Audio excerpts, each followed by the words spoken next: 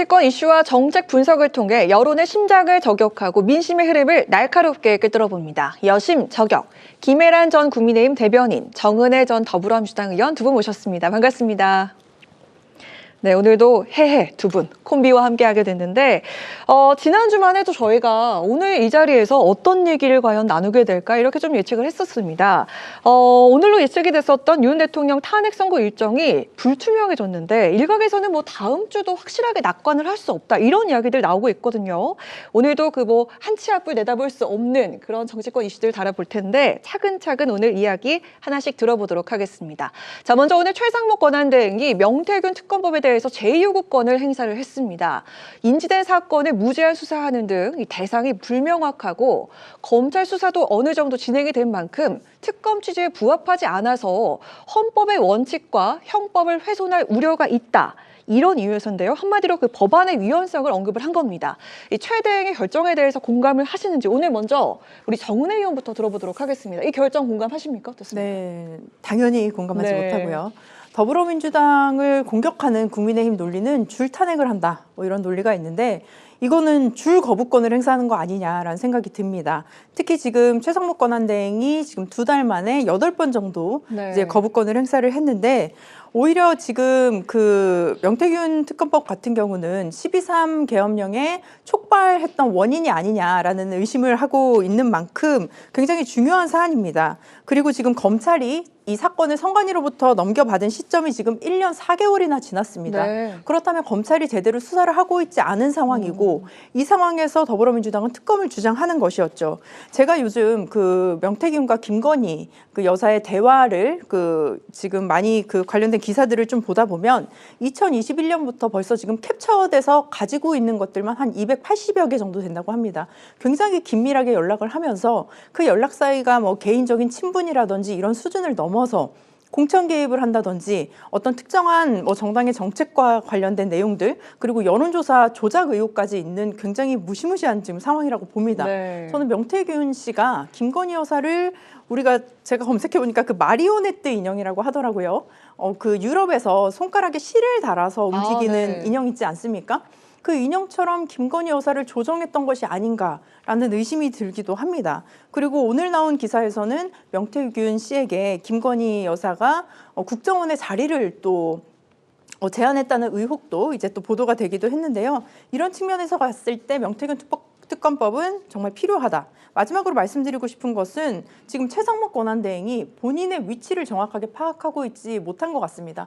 본인은 권한대행입니다. 그럼에도 불구하고 지금 월스트리트저널 인터뷰까지 했더라고요. 그 안에서 기자의 질문이 현재 그 대선 출마 계획이 있냐라는 질문을 했었는데요. 그 자리에서 내가 현재로서는 내 임무를 다하는 데 집중을 해야 한다라는 답변을 하기도 했습니다. 대선 출마의 그 기회조차 좀 열어두고 있는 대답이 아니었나 싶은데 저는 권한대행이 외신과의 이런 단독 인터뷰를 했다는 걸 들어본 적이 없습니다. 그런 측면에서 봤을 때 본인이 지금 국정을 안정시키기 위해서 권한대행의 자리에 있는 것이지 국정을 더 혼란스럽게 만들기 위해서 국민을 불안하게 만들기 위해서 그 자리에 있는 것은 아니다라는 것을 명심했으면 합니다.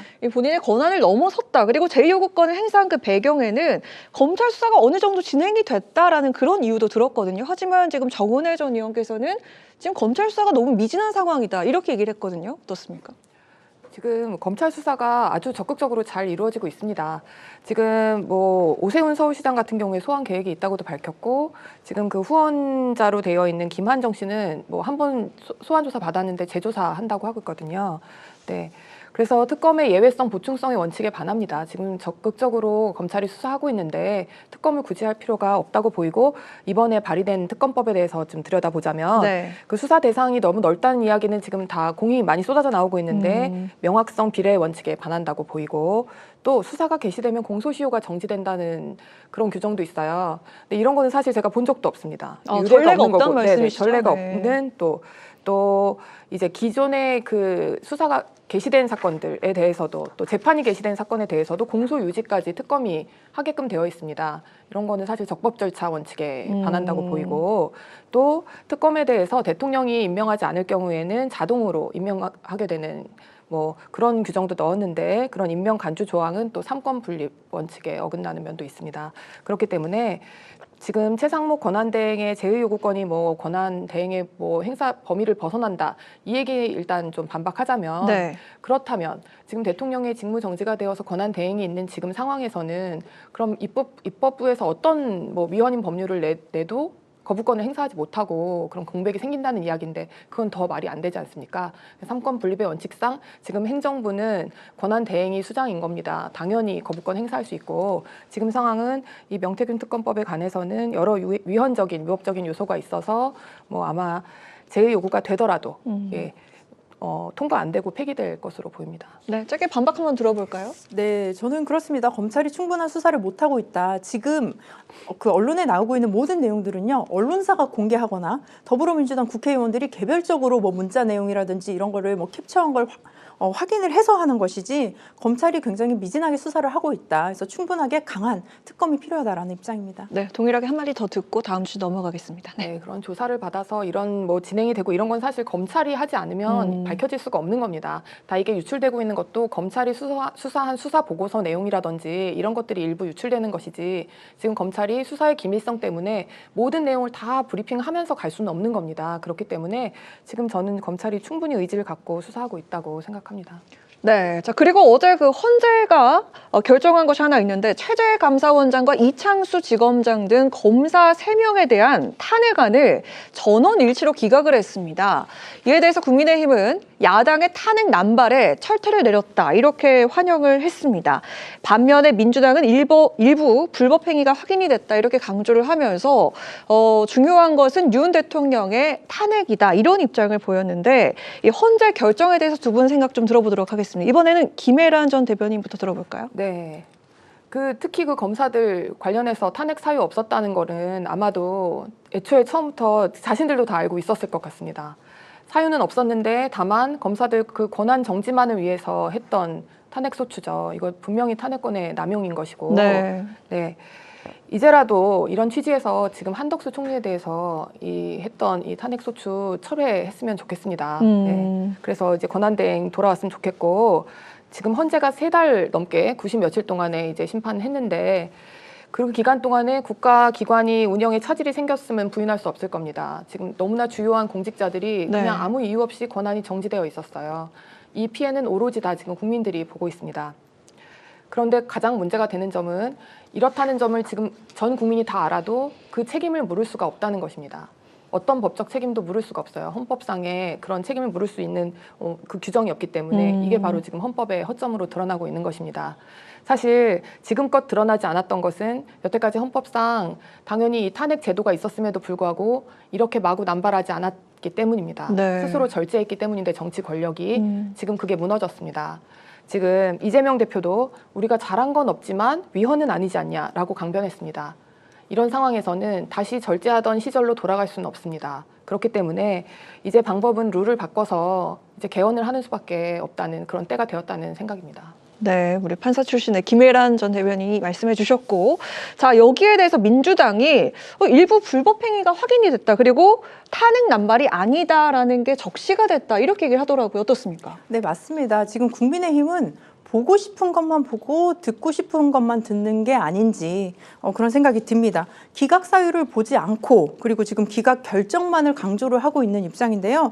특히 헌재에서는 피소추자의 헌법, 법률 위반이 일부 인정되거나 의심할 정황이 있지만 파면에 이르기까지는 명확하지 않다라고 판단을 했고요. 가장 중요한 것은 탄핵 소추권이 남용된 점이 아님을 명시를 했습니다. 저는 이 명시 자체는 윤석열 대통령의 탄핵과도 연결이 될 거라고 보여집니다. 그렇기 때문에 국회에 탄핵 소추권이 남발된 것은 아니고 합리적으로 탄핵을 했지만 그럼에도 불구하고 헌법 법률에 위반한 증거가 사실은 조금 부족했기 때문이 아닌가 싶은데요. 만약에 그 증거가 충분히 있었다면 네.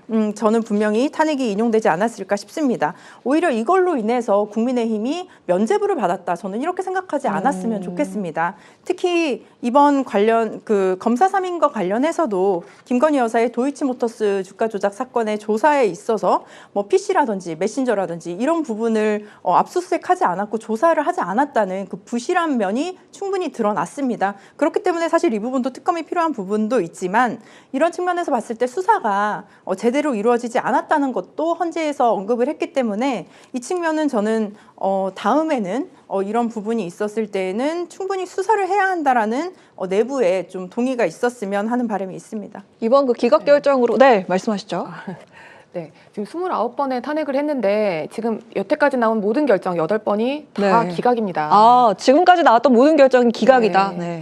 여태까지 뭐 우리 헌정사상 가장 많은 탄핵을 했는데 다 지금 기각되고 있어요. 그리고 지금 검사 3명에 대한 지금 그 탄핵 사유는 그 결정문에서도 그 수사 절차상 어떤 위헌 위법 요소가 없다고 말을 했습니다. 명시적으로. 뭐 제3의 장소에 불러서 수사를 했다 이런 것들 위법한 수사 아니라고 아예 명시를 했습니다.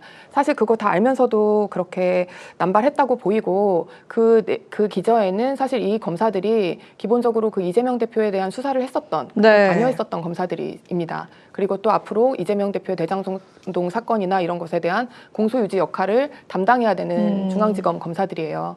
이거 개인적인 사실 사적 복수의 목적으로 지금 남용된 게 맞다고 지금 보입니다. 네, 사적 복수를 이렇게 탄핵으로 남용을 한 것이다. 이렇게 얘기했는데요. 네, 그래서 정말 헌재의 그 사유를 저는 조금 더 자세히 봤으면 좋겠습니다. 특히 검사 3인에 관해서도 수사 재량을 남용했다고 볼 수는 없지만 수사를 제대로 했는지는 모르겠다라는 표현이 있습니다. 그렇기 때문에 그 수사가 좀 미진하고 미흡했다는 것은 인정을 해야 될 것 같습니다. 네. 제가 그럼 마지막으로 한 가지만 더. 네, 들어보겠습니다. 탄핵이라는 것은 수사 재량을 남용했고 뭐 이럴 때 인정되는 것이 아닙니다. 직무를 집행함에 있어서 중대한 위헌 위법의 사유가 있을 때, 파면에 이를 정도가 됐을 때 비로소 하는 겁니다. 그렇게 뭐 수사의 결과가 뭐 마음에 안 들고 뭐 재량을 남용했고 이런 정도의 그런 사유만으로 광범위하게 그렇게 인정될 수 있는 것이 아닙니다. 그렇다면 저는 그런 얘기를 드리고 싶은데 그렇기 때문에 더욱더 저는 김건희 여사에 대한 특검이 필요하고 명태균 특검법이 반드시 통과돼야 된다고 생각합니다. 거기서 밝혀낼 수 있다고 생각합니다. 네, 여기까지 이렇게 들어보도록 하고 자, 이번 기각 결정으로 인해서 국민의힘 측이 이게 면죄부를 준 것이다라고 생각을 하지 않으셨으면 좋겠다라고 아까 정은혜 의원께서 말씀하셨는데요. 이 기각 결정이 윤 대통령의 탄핵 심판에도 과연 영향을 줄지 관심이 쏠리고 있습니다.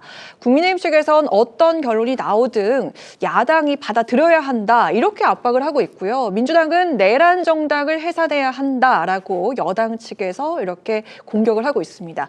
여당 측에 공격을 하고 있고 현재 재판부의 평의가 길어지고 있는 그런 상황인데 윤 대통령의 탄핵 선고 시점과 결과를 우리 김혜란 전 대변인부터 좀 예측을 해보도록 하겠습니다. 언제쯤 이루어지게 될지. 네. 네, 사실 우리 예측은 이번 주 내로 나오지 않을까 했었는데 오늘로 좀 저희가 예상을 했었죠. 네, 근데 그 중간에 지금 이 감사원장과 검사들에 대한 탄핵에 대한 심판 결과가 먼저 나오는 바람에 또 이제 한 주 미뤄진 것 같습니다.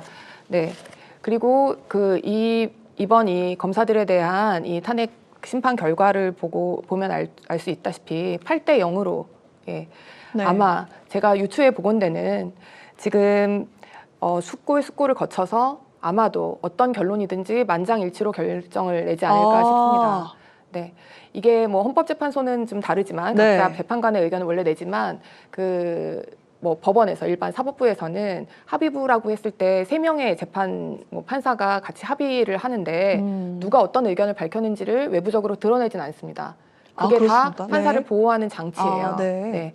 지금 이 상황에서는 원래는 헌법재판은 다 각자의 의견을 낼 수 있지만 지금 아마 내부적으로 충분히 숙고를 하고 합의를 해서 국민을 분열시키지 않고 혼란에 빠뜨리지 않고 또 그 대립을 막고 또 헌법재판관 한 명 한 명에 대한 불필요한 공격을 막아서 재판관을 보호하기 위해서라도 아마도 만장일치의 결론을 내려고 노력할 것 같습니다. 만장일치로 어떤 결과가 나올 것이라고 예상하시는지요?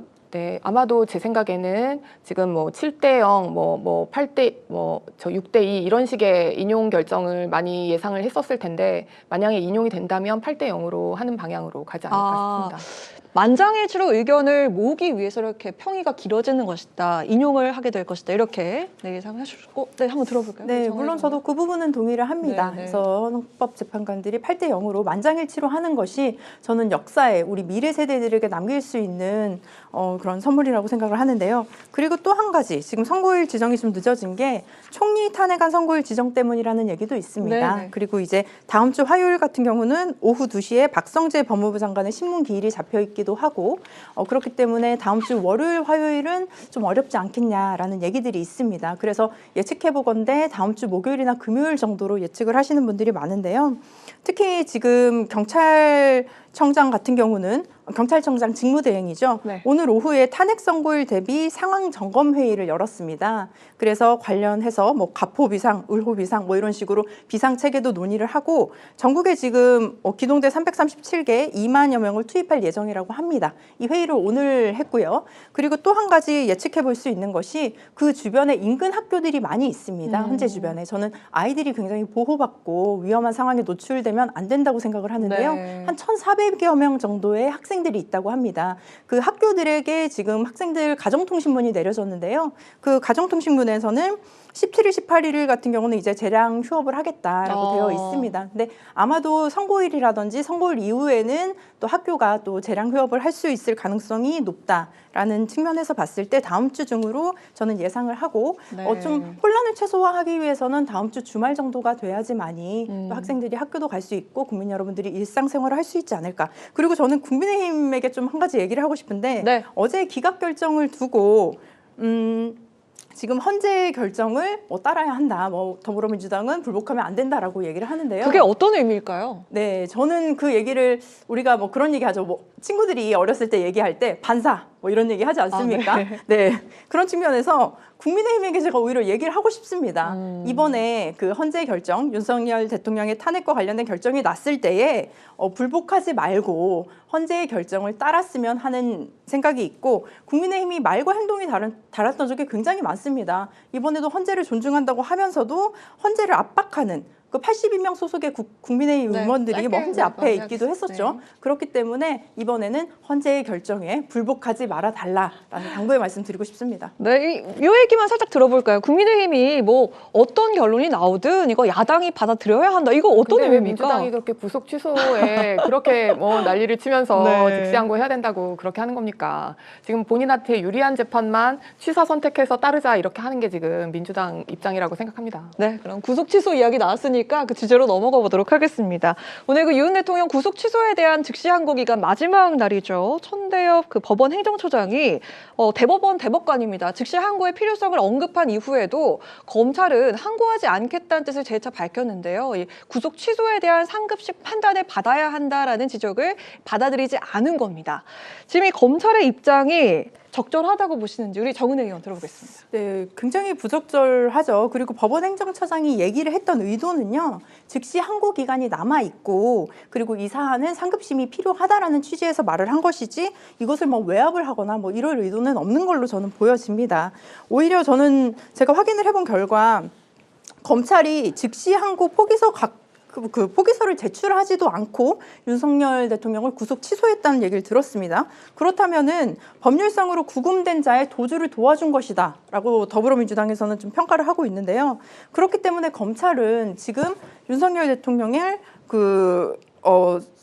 구속 취소를 함에 있어서 어떤 그 법률적인 절차를 지키지도 않고 포기서를 제출하지도 않고 이런 프로세스가 진행됐다는 것이 저는 굉장히 잘못된 결정이다라고 생각을 하고요. 또 한 가지 이런 선례를 남김으로 인해서 지금 보니까 명태균 씨도 본인을 네. 구속 취소해달라라고 요구를 하고 있습니다. 물론 그 시간이나 이런 부분은 윤석열 대통령과 다르지만 나는 구속의 사유가 없다. 그러니까 구속 취소해달라. 그리고 일반인 분들도 뭐 이제는 구속 취소해달라는 의견들이 많이 있을 것으로 보여집니다. 굉장히 나쁜 선례를 만들었고요. 이 법은 특별히 누구에게 유리하게 누구만을 위한 법인가라는 생각이 듭니다. 아니 그 천대엽 법원 행정처장의 이 즉시 항고해야 한다 이 발언에서 권성동 원내대표가 이거는 경솔한 발언이었다 이렇게 얘기를 했더라고요. 네, 이게 지금 뭐 사실 그 개개 판사의 어떤 그 법원의 판결에 대해서 법원 행정처장이라고 해서 이렇게 해야 된다 저렇게 해야 된다라고 판단할 수는 없죠. 아, 네. 예, 지금 뭐 개괄적인 설명을 좀 드려보겠습니다. 네, 좋습니다. 예, 기소와 동시에 인신 구속에 대한 모든 권한은 검찰에서 이제 법원으로 넘어가게 되는 겁니다. 지금 설명해 드려보자면 지금 네. 수사 과정에서 그 구속 절차에 위법이 있다고 해서 구속 취소가 되지 않았습니까? 네. 그런데도 그때도 만약에 법원이 구속의 필요성이 있다, 즉 증거 뭐 인멸의 우려, 뭐 도주의 가능성이 있다고 생각했으면 직권으로 구속할 수 있습니다. 네.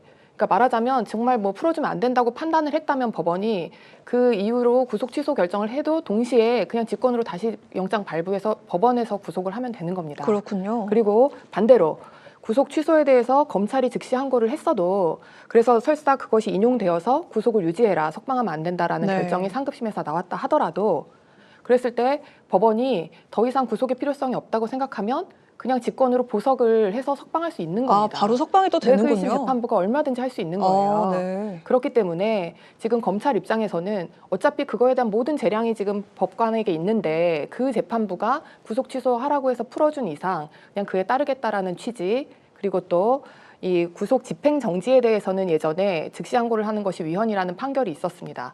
그렇기 때문에 그 판결의 취지상 구속 취지에 대해서도 즉시 항고를 하는 것이 위헌적인 요소가 있다라는 판단, 이런 것들을 합쳐서 아마도 즉시 항고를 하지 않았던 것으로 보입니다.